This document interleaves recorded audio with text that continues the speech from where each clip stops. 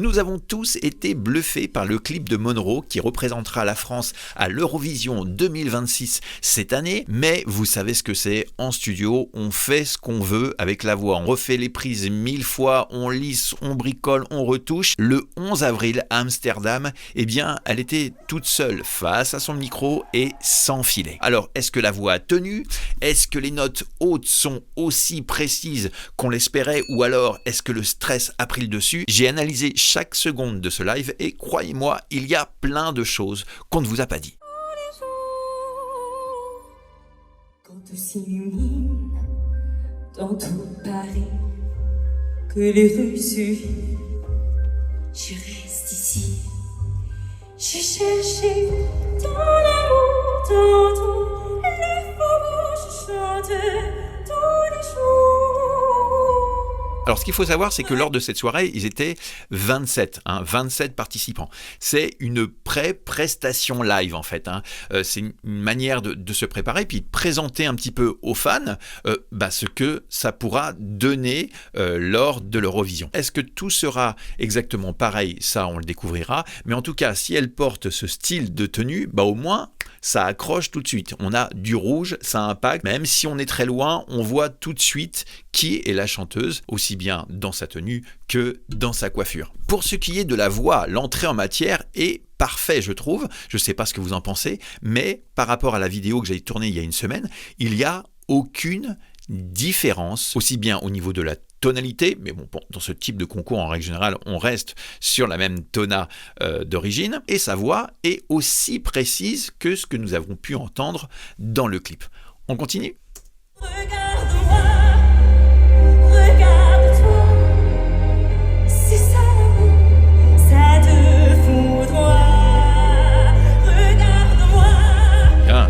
regarde-toi, c'est ça l'amour, tu ne seras jamais perdu. Ce qui est super là, c'est tout de suite l'accroche, les gestes. La présence, elle est installée. Du haut de ses 17 ans, on aurait pu imaginer qu'elle soit un petit peu plus en retrait, mais non, justement, elle y va, elle performe, elle sait ce qu'elle vaut, elle sait ce que représente ce concours, et je trouve qu'elle assure un max. Regardez comment les gestes sont clairement au service de la voix. Regarde-moi, Voyez, pour de l'intensité, regarde-moi, boum, la main fait un geste précis. C'est pas regarde-moi avec un petit geste tout petit. Non, on a une corrélation parfaite entre ce que fait le corps et ce que fait la voix. Et ça, pour un artiste, c'est vraiment très important car nous sommes un instrument complet, pas que la voix, c'est le corps complet. Et si nous avons une bonne fusion entre ce que fait notre corps et l'action de notre voix, bingo, ça marche. Et c'est le résultat qu'on voit aujourd'hui. Maintenant, on continue et ce que vous allez voir est totalement impressionnant.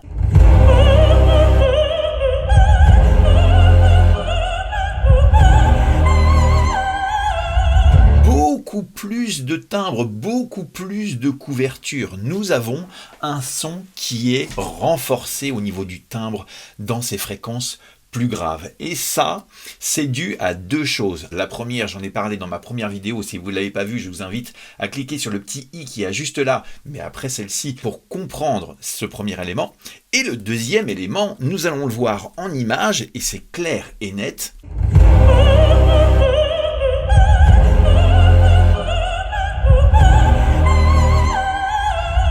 Voilà, je stoppe sur cette image-là. Qu'est-ce que l'on voit ? Nous voyons une chanteuse qui a renforcé les commissures et le ramassement de la bouche. En faisant cette chose-là, combinée à ce que j'ai parlé dans la première vidéo, nous renforçons énormément le timbre. Grâce à la bouche, si la bouche est un tout petit peu plus avancée, ça renforce les graves. C'est une caisse de résonance supplémentaire et c'est exactement ce qu'il se passe. Elle a une bonne posture. Vous pouvez la regarder, pouf, la posture est bien ancrée, la tête légèrement baissée, la commissure ramassée. Ça, c'est purement de la technique classique, on le sait, et c'est lyrique. Et elle le fait correctement. allez viens, je peux t'emmener là où c'est fort.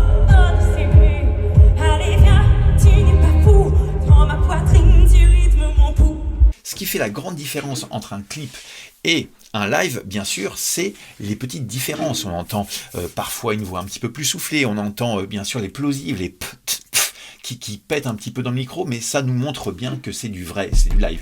Il y avait une autre prestation qu'elle avait fait en live lors d'une autre émission. J'ai pas voulu l'analyser, quelqu'un me l'avait demandé. Il y avait marqué performance live. Sauf que c'est enregistré. Ça veut dire que s'il y a un passage de la chanson qui ne va pas, pouf, on recommence et on refilme, même si c'est du live. Vous qui aimez chanter, moi je vous invite, avant de travailler une chanson, d'aller écouter un live d'abord. Parce que, comme je vous disais en début de vidéo, en studio, on fait ce qu'on veut. Si on veut switcher des respirations et qu'on les enlève, etc., pour le bien de la musique et puis pour la cadence et la rythmique, eh bien, on le fait. Mais nous qui arrivons derrière, ou vous, en tant que chanteur débutant qui découvrez un petit peu les choses, bah vous dites, bah mince, moi j'arrive pas à respirer dans la chanson, c'est moi le problème. Non, ce n'est pas vous le problème. Allez écouter un live, regardez les points de respiration, vous verrez, parfois, c'est totalement différent qu'une version enregistrée où on peut se permettre d'aller boire un café, revenir, allez, on refait cette petite prise, pouf, on prend le petit morceau, et puis ça y est, on a la bonne, et ça y est, c'est dans la boîte, et c'est parti.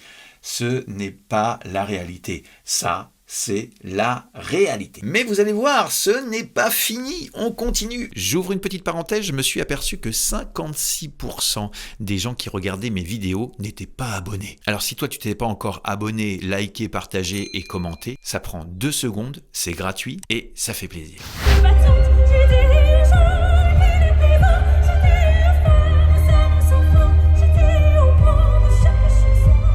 Là, clairement, je ne sais pas pour vous, mais je n'ai rien compris de ce qu'elle a dit. On se réécoute ça. Hop. Là, je comprends.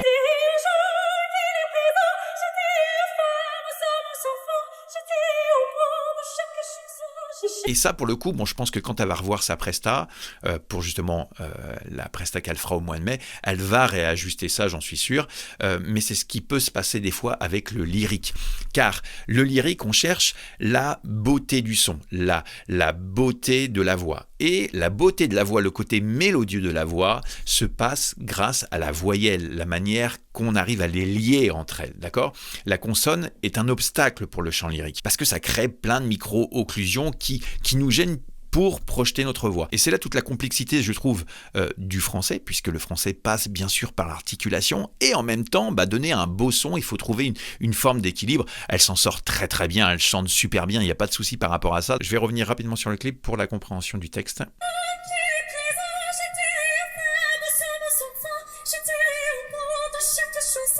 Alors j'en avais pas parlé dans la première vidéo, mais là pour le coup, si je prends pas le texte avec moi, j'ai du mal à comprendre.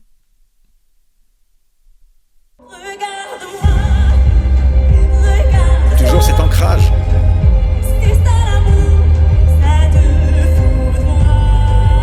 Ce qui m'impressionne à 17 ans, c'est cette posture, cet ancrage, cet enracinement qu'elle a lorsqu'elle chante. Si elle fait ça en mai, il y a de grandes chances, et excusez-moi de vous le dire si vous pensez que c'est un autre pays qui va gagner, mais non, c'est la France qui va gagner. Restez bien avec moi parce qu'il y a encore un petit truc que je voudrais vous montrer sur le spectrogramme par rapport à sa note de fin, et à mon avis, vous allez être surpris.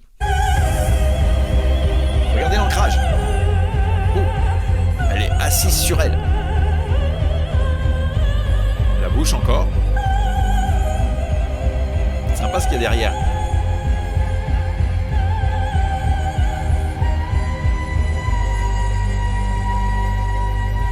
C'est pas mal. Alors cette petite note de fin, ça passe, mais on sent qu'il y a une toute petite différence par rapport au clip. Je ne sais pas si vous avez pu le noter. Ça, c'est celle du clip.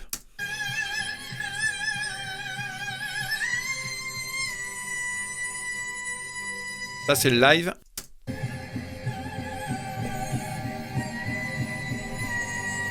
C'est pas la même.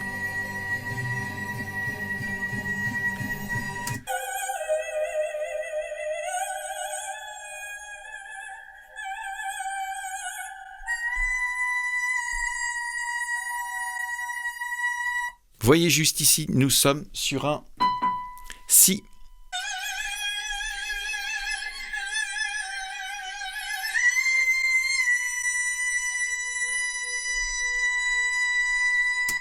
Pouf, je m'arrête ici, clac, la petite note ici est un Do. Voilà, ça c'est les notes du clip, celles qu'elle aurait dû atteindre. Lors du live, il y a eu justement une petite note un petit peu en dessous, elle démarre sur un Si, elle finit sur un Si bémol, et pourtant la tonalité n'a pas été changée.